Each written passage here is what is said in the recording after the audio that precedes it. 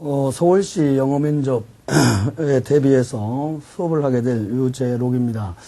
먼저 첫 시간은 여러분들하고 전반적인 서울시 영어 면접에 대한 그 개략적인 설명을 하고 본강부터는 구체적인 상황에 대해서 여러분들하고 설명을 하고 얘기를 해서 어떻게 대비할 것인가, 대처할 것인가 이런 것을 설명하도록 합시다. 먼저 여러분들이 거기서 자료를 배포한 자료를 보시면은 1번에 보면 영어 면접 경향이라고 되어 있죠. 이 경향이 되어 있는데 우리가 일반적으로 1번 보면 면접관이 외국인 경우와 2번 면접관이 내국인 경우라는 두 가지 형태가 있는데 흔히 서울시 문제는 서울시의 영어 면접은 외국인이 다 들어오게 되어 있습니다. 그래서 1번을 여러분들이 참조하시면 되겠어요. 1번에 보니까 거기에서 나오는 것이 뭐냐면 이렇게 나와 있죠. 응시자와 일상대원 대화를 하면서 질문을 이해하는 정도와 그게 결론적으로 이해 정도, 영어에 대한 이해 정도가 얼마나 좀 되느냐 이것을 묻는 것이고 우리가 영어식의 사고방식이라는 것은 영어식 방식이라고 되어 있죠. 발상. 영어적인 그런 발상, 표현력 이런 것은 한국어만의 차이가 있죠. 그런 영어식의 발상에 대한 표현력이나 발음 같은 것도 마찬가지죠. 자, 어휘를 얼마나 풍부하게 구사할 수 있냐 이런 것도 우리가 본다는 겁니다. 그리고 가장 기본적인 그런 영어 회화 능력 있죠. 이런 것도 평가를 하고 그리고 거기서 보면은 관습이나 문화가 다른 외국인에게 있어서 면접이 이루어지는 경우라 되어 있죠. 그러므로 그 외국인이 갖고 있는 영어가 갖고 있는 그런 독특한 표현 방식이 있죠. 이런 거라든가 예의 범절 이런 것들도 우리가 주의해서 그 외국인하고 그 면접을 볼 때는 주의를 해야 된다 하는 것이 거기 1번 있죠. 그 1번의 개념을 좀 여러분이 주의해서 보시면 되겠고요. 그 다음에 영어 면접의 절차라고 하는 게 나왔어요. 영어 면접의 절차는 1번 보니까 인터뷰를 대기하는 그 대기적인 측면부터 바로 기다리는 때부터 면접은 시작되고 있다는 얘기죠. 거기에서 우리가 보니까 이렇게 돼 있죠.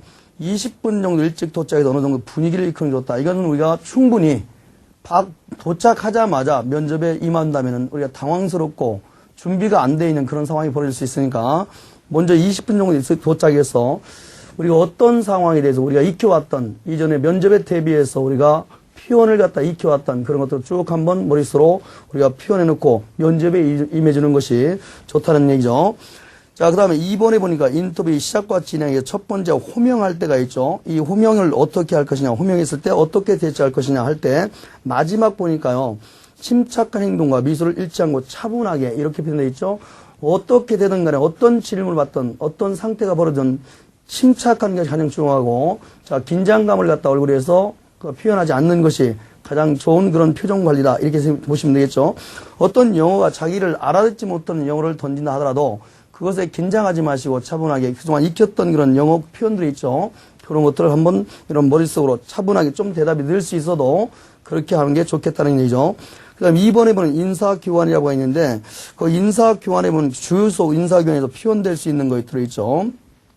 그런 것들을 거기다 표현해왔어요. 그것을 1번 인사교환, 호명, 2번 인사교환, 3번 같은 건 이제 착석 같은 거 앉을 때, 자, 면접관이 앉아라 할 때, please have a seat, 이 표현 되겠죠. 그렇게 될 때 우리가 thank you, sir, 이런 표현을 우리가 쓰죠. 물론 면접관이 외국인이 여자라면 우리가 madam, 이렇게 표현할 수 있고, ma'am, 이렇게 표현할 수도 있겠죠. 우리가 그런 표현을 우리가 여기서 얘기할 수도 있는데, 그런 것들을 좀 표현을 익혀가면서 한마디 그냥 앉는 것보다는 자, 앉아라 할 때, 좀 앉아주십시오라고 얘기할 때, 그냥 아무 말 없이 앉는 것보다는 이런 표현을 덧붙여줌으로써 우리가 면접관한테 점수 하나를 얻고 갈 수 있다는 얘기를 거기서 하고 있네요. 그 다음에 인터뷰에 우리는 시작이 있어요. 4번. 이제 본격적으로 인터뷰가 시작되죠. 그럴 때 상대방의 면접관이 우리가 얘기하는 것을 못 알아들 때 서슴없이 한 번 더 얘기해달라는 그런 표현을 우리가 자신있게 얘기해야지 못 알아듣는데 그것을 갖다 엉뚱한 대답을 한다든가 이러면 안 되겠죠. 그래서 자세히 알아들 때까지 다시 한번 말해달라는 beg your pardon 이런 것을 우리가 얘기해 줄 수 있다는 겁니다. 자꾸 그런 것을 못 알아면 자꾸 되묻는 이런 것을 보임으로써 면접관도 우리가 이미지를 확실하게 줄 수 있죠. 면접관에게. 자, 그런 것을 여기서 얘기하는 것이 바로 4번이에요. 그 다음에 우리가 인터뷰가 시작돼서 인터뷰가 종료가 되고 있죠. 그렇다면 거기에서 우리가 보니까 이렇게 돼 있죠. 인터뷰가 끝나고 마지막 인사를 할 때도 다시 한번 거기서 입사의 의지를 나타내야 한다. 이래 있죠. 이제 입사의 의지, 이런 것들이 이제 본론에서 제가 설명하겠지만, 그렇게 나타내고 뒤에 우리가 보니까 마지막에 이렇게 돼 있어요. Thank you 다음에 for your time이라는 표현이 나와 있죠. 시간을 내줘서 고맙다라는 표현, 이런 것을 우리가 반드시 넣어주고 나옴으로써 그 다음에 마지막 예의까지, 마지막 에티까지 다 지키고 나온다는 그런 깔끔한 인상을 줄 수 있다는 거죠. 그냥 우리가 인사를 하고 나오는 것보다는 이런 것을 한마디씩 던져주고 나옴으로써 면접관에게 충분한 예의를 갖추고 있다라는 것을 우리가 점검을 해줄 수 있는 거죠, 면접관한테. 그 다음에 거기서 면접의 포인트라고 하는 것은, 면접의 포인트는 어떤 형태로 점수가 매겨지고 어떤 것을 주안점을 두느냐 하는 것은 본론 책에도 있지만 대략적인 것을 좀 설명을 해볼게요. 자, 영어 면접의 체크 포인트가 있는데, 먼저 이렇게 돼 있어요. 표현력이 좀 중요하죠. 어떤 표현을, 서양식 표현에서 영어식 표현이 어떻게 우리가 표현하냐, 그 표현력을, 어휘력을 상당히 구사를 많이 하고 있냐, 못하냐, 그리고 유창하게 하느냐, 못하냐, 이런 것도 물론 중요하지만, 이 언어라고 하는 것은 상대방에게 간결하면서 명쾌하면서 논리의 통일성을 주는 게 좋죠. 그래서 가장 문장을 갖다, 영어 표현을 갖다 자신 있다 해서 영어를 회화를 갖다가 자기가 자신 있게 표현할 때 있다 해서 그것을 늘여놓는 표현은 좋지 않다. 그래서 짧게 간결하게 자기의 논지를 분명하게 주시해 주는 게 좋다는 거죠. 그래서 1번이 표현력이 그런 형태. 가급적인 우리가 문장 표현을 익힐 때 간결성, 알겠죠? 명쾌성, 논리성을 우리가 따져서 자, 표현하는 게 좋겠다는 얘기죠. 자, 그 다음에 2번 자주성 같은 걸 표현해서, 그리고 책임감을 표현해주고, 자부심, 이런 걸 표현해주고, 협소성, 이런 것들은 이제 문장 속에 넣는 것은 구체적으로 제가 설명을 하게 될 겁니다. 그리고 7번에 보니까 목소리 톤이 있죠. 목소리 톤이라고 하는 가급적이면 여러분들이 어떤 영어에 대한 것이 자신이 없다 할지라도 일단 틀렸어도 상관없겠지만 틀려도 우리가 목소리는 우렁차고 크게 해주는 게 좋다는 겁니다. 자신감을 심어줄 수 있다. 자, 그런 것들을 위해서 여러분들이 목소리를 자, 거기서 어둡게 한다든가 낮게 한다든가 상대방이 듣지 못할 정도로 속삭인다든가 이런 표현들은 좋지 않다는 거죠. 그래서 틀릴지라도 크게 일단 말하는 것이 좋다는 겁니다. 자, 그래서 거기서 우리가 보니까 이렇게 돼 있죠. 녹음기로 연습하는 것도 좋은 방법이 하나일 것이다. 이렇게 돼 있죠. 자기 목소리를 어떤 것이 최상의 상태의 목소리가 되느냐, 어떤 표현이 최상의 우리가 발음이 될 수 있냐, 이런 것을 녹음해 가면서 연습을 한번 해봐서 들어보는 것도 좋다는 겁니다. 자, 복장 같은 관계는 앞에서 설명했을 거니까 좀 참고하시고, 그 다음에 영어 면접에서 주요 질문이 있어요. 거기서 보니까 첫 번째 1번에 자기소개란이 있습니다. 자, 어떤 양반이냐 이렇게 물어볼 거 아닙니까? 그럴 때 우리가 그 자기소개에 대한 것은 이게 본론의 책이 있어요. 그것을 제가 거기서 설명을 하나하나 설명을 해 가겠지만 거기서 설명을 하나하나 하겠지만 자기소개의 샘플 정도는 영어식으로 표현해서 그것을 계속 우리가 암기해줄 수 있어야 됩니다. 그 정도는 자기소개는 충분히 할 수 있어야지 자기소개부터 맡기면 안 됩니다.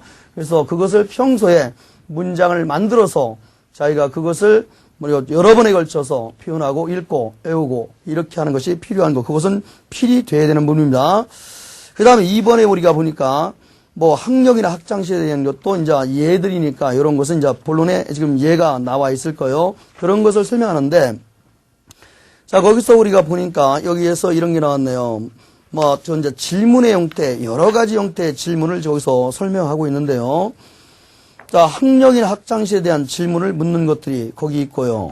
그 다음에 우리가 학력사항에 관한 질문을 묻는 여기 있죠. 이런 것들을 전부 다 지금 설명할 수는 없고요. 이것은 본론에서 제가 설명을 다 들어가는 부분이니까 거기서 하겠지만 지금 여기는 가장 기본적인 표현들이 있죠. 자, 질문에 우리가 질문할 수 있는 표현이고 가장 간결하게 답할 수 있는 표현을 여기다 실어놨어요. 첫 번째 우리가 거기서 나온 것이 학력이나 학장시를 물어볼 때 이와 같은 표현. 자, 거기서 우리가 보니까 what your present 그 다음에 address 이렇게 표현되어 있죠. 너의 현재 주소는 어떻냐. 주소 같은 걸 물어본다 하는 것에 대한 기본적인 준비는 돼 있어야 한다는 겁니다. 그래서 그 밑에 답에 대해서 형태가 나와 있죠. 그 다음에 그 밑에 보니까 당신의 가족은 몇 명이냐. 그래서 how many야, they're in your family라는 표현이 나와 있잖아요. 이런 것들은 준비가 돼야 된다는 거죠. 이건 돌발 사항으로 질문할 수 있는 전혀 공무원의 어떤 겁니까? 어떤 자시나 이런 것과는 관련이 없는 얘기지만 면접관은 외국인은 이런 것을 물어볼 수 있는 상황이 수시로 벌어진다는 겁니다. 그래서 그런 것은 미리미리 준비를 해가야 된다는 거죠. 그 다음에 3번에 우리가 학력사항에 관련 질문이죠.